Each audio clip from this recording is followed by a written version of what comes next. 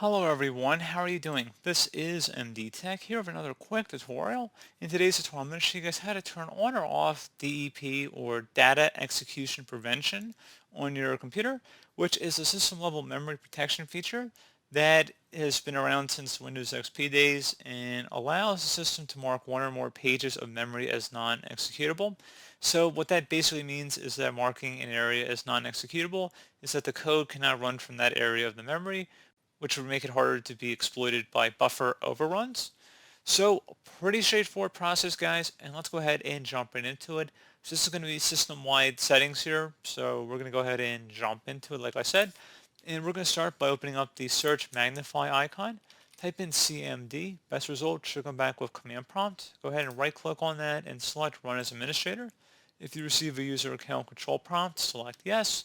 And now I'm going to have two commands in the description. The first one is to turn it off. The second one is to turn it on.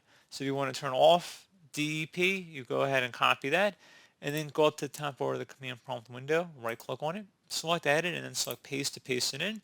Should come back with the operation completed successfully.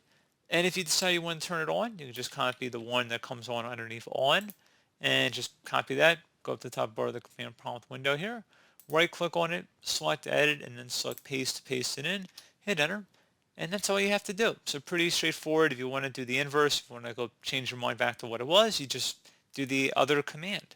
So pretty straightforward. Do hope I was able to help you out, and I do look forward to catching you all in the next tutorial. Goodbye.